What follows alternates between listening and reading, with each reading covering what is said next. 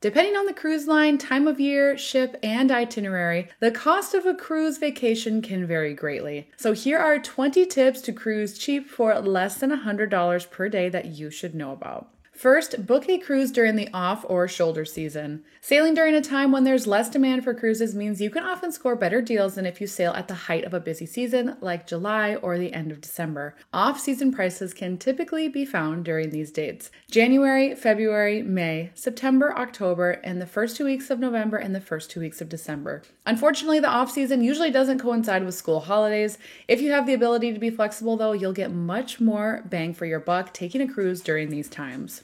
Up next, you can call an interior stateroom home for your cruise to save money.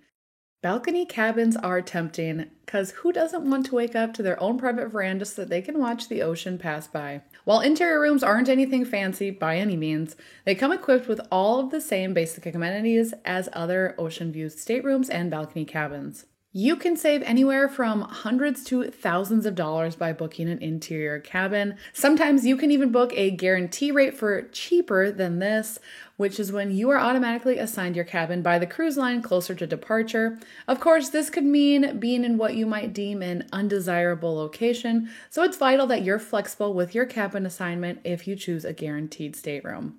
You can also sail with more than 2 people in one stateroom to save money. Cruise staterooms are not known for being the most spacious accommodations. In fact, some of the smallest rooms at sea are only 136 square feet on Royal Caribbean's Vision class ships. Most cruise lines allow up to 4 guests per stateroom though, and often have promotions where the 3rd and 4th guests can sail at half price or even for free. While nothing is ever technically free, splitting the cruise fare between 4 people instead of 2 is one surefire way to lower the cost of your cruise. You can also sail on longer itineraries to save money. The total cruise fare might be cheaper on a 3 or 4 night sailing, but you're still more likely to find a lower price per day if you book a longer itinerary. Currently, a 3-night cruise aboard MSC Seaside departing in October from Miami costs $609 or $101 per person per day for 2 people after taxes, port fees, and gratuities. But let's compare that to a 6-night cruise on board MSC Seascape that departs also in October from Miami. This sailing comes out to less than $200 more for an additional 3 nights and costs only $63.91 per person per day for 2 people. In the end, the longer cruise provides a better value per day compared to the 3-night cruise, so if you're able to make a longer cruise work, you'll almost always find a cheaper daily price. Another hot tip is to cruise on an older ship. It's tempting to want to sail on board the newest cruise ships with the most updated amenities and the once-in-a-lifetime experiences, but you should not expect these to be cheap. For instance, sailing on Carnival Cruise Line's newest ship, Carnival Jubilee, for a week-long Caribbean cruise would cost 2 people around $115 per person per day. While Carnival Glory might not have all the thrills that Carnival Jubilee does, it's still a great ship to enjoy a relaxing vacation on. Plus, an 8-night Eastern Caribbean cruise departing in the same month costs only $98 per person per day. Of course, if you're wanting to stay under $100 per person per day, you'd want to keep searching for the itinerary that best suits your need. This is just an example to show how much you can potentially save by choosing to sail on an older vessel. Another way to save money per day is to choose a transatlantic sailing. Part of the excitement about cruising is getting to visit different places during one vacation. During a transatlantic sailing, you'll have more days at sea, but that doesn't mean that you can't visit some very cool ports of call.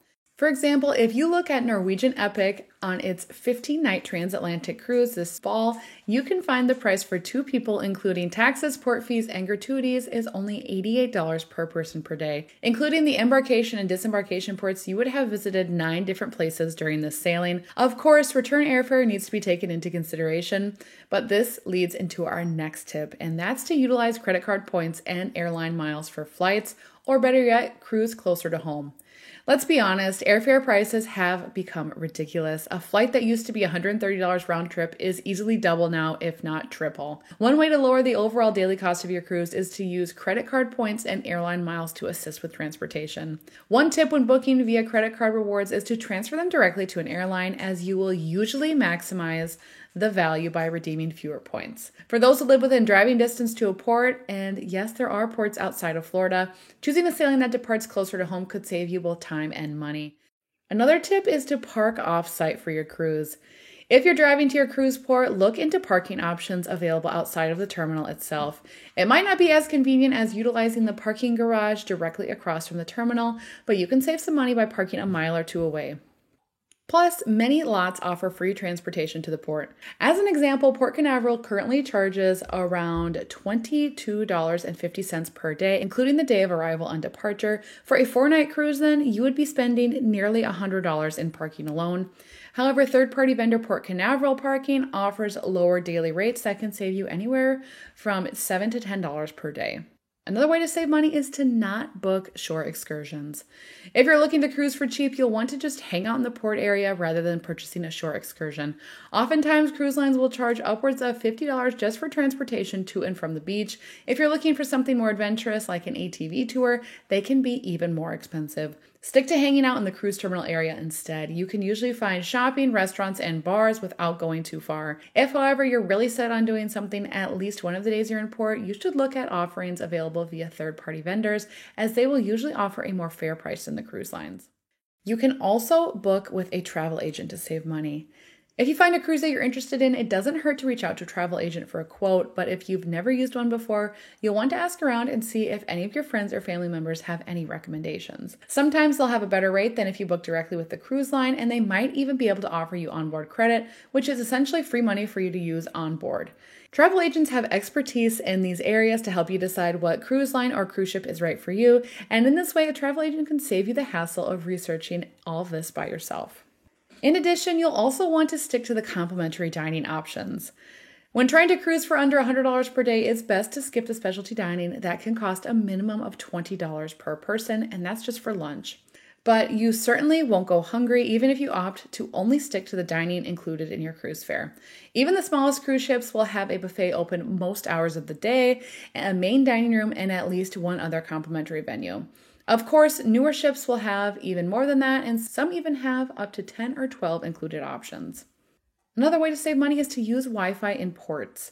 There are very, very few cruise lines that offer free Wi-Fi, and internet packages can cost around $15 to $20 or more per person per day. Instead of purchasing Wi-Fi on board, consider connecting to free Wi-Fi in your ports of call to stay connected. To get Wi-Fi in port, this might involve making a purchase at a restaurant or a cafe, but spending $5 on a coffee is better than spending upwards of $100 for the week. Some phone plans include international coverage too. If you have double and triple checked that your plan does, turn off airplane mode in port and use your phone as normal. Another way to save money is to avoid the casino. It's easy to fall victim to one more round ideology when inside the casino. If, however, you're trying to stick to a strict vacation budget, you should approach the casino as if you're guaranteed to lose money. Would you rather have extra cash to spend around the ship or in ports of call, or potentially lose it all in a matter of minutes? Another thing you should do is to steer clear of activities that cost extra. The newest cruise ships include some pretty awesome firsts at sea, like the very first roller coaster at sea on board Carnival's Excel class ships. Riding the roller coaster, though, is not included in your cruise fare, and it actually costs $15 per person per ride. Another example is on board Royal Caribbean's Quantum class ships. If you want to ride the North Star on a sea day, it will cost you $20 per person, but it's free when you're in port. To stay under $100 per day, it's best to hold off on these activities until next time and stick to all of the included things that you can enjoy instead, like hanging out on the pool deck, enjoying various shows, listening to karaoke, and playing trivia. You'll also want to consider exercising for free at the fitness center. Most cruise ships offer fitness classes for an additional surcharge. However, the fitness center's equipment is included in your base fare, so you can stay fit and active while on board your cruise for no additional cost. There are no limits as to how much time you can spend in the gym either. Another way to save money is to avoid the more inclusive cruise fares.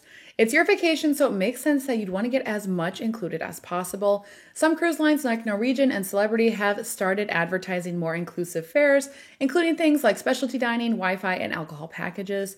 Usually, though, the base fare of these rates has been hiked up to offset the cost. For example, if you look at a 4-day cruise on board Norwegian that's sailing in January, this was actually more expensive than a 3-night cruise on board Royal Caribbean's Freedom of the Seas for the same weekend, even with purchasing the drink package. It might be an additional night at sea, but I could not justify that extra cost. Another thing to do to save money is to limit your alcoholic beverage intake. Enjoying a fruity cocktail or an ice cold beer by the pool is one of the best parts about vacation, but it can be also the most costly. If you're trying to stretch your vacation budget as far as possible, you'll want to exhibit some self-control when it comes to alcohol. Drink packages are not cheap, and sometimes they can be more than the base cruise fare. If you're buying each drink a la carte, it's easy to get carried away and not notice how much you've spent until you receive the final bill, especially when a single cocktail can cost $10 to $15 or more.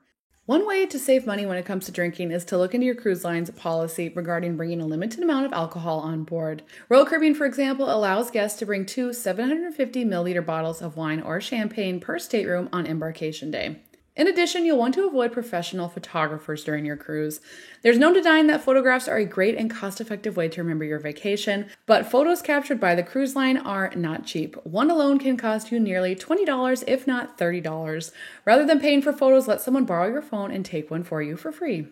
Another way to save money is to hold off on the spa treatments during your cruise. Being pampered during a massage or a facial is definitely a luxury. On a cruise, though, you'll pay a premium for these services. A single treatment can cost over $150, and they are usually more than that. One potential way to get a glimpse at what the spa has to offer is during a free trial, but be prepared for a crowd. They often don't last long, and availability varies by sailing. Sometimes you can find a great rate on spa services while in port, plus your money would go to support the local economy. However, make sure you do your research before booking anything ashore. And finally, you'll want to pack everything you think you need for your cruise. It's important to pack all of your toiletries and medication that you think you'll need during your vacation. If you happen to forget something, purchasing the item on board will be very expensive.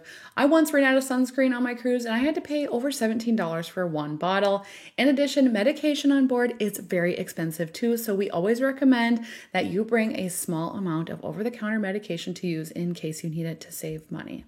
It's better to be prepared than to have to pay extra for something that you have stuffed in a cabinet or drawer back at home. If, however, you find yourself in a position where you need a forgotten item, you could consider shopping at a drugstore in port, as it will likely be cheaper. All right, everybody, that is all we have for today. Thanks for tuning in, and be sure and like and subscribe to Cruise Blogs so that you can be notified every time we have a new video. Until next time, happy cruising.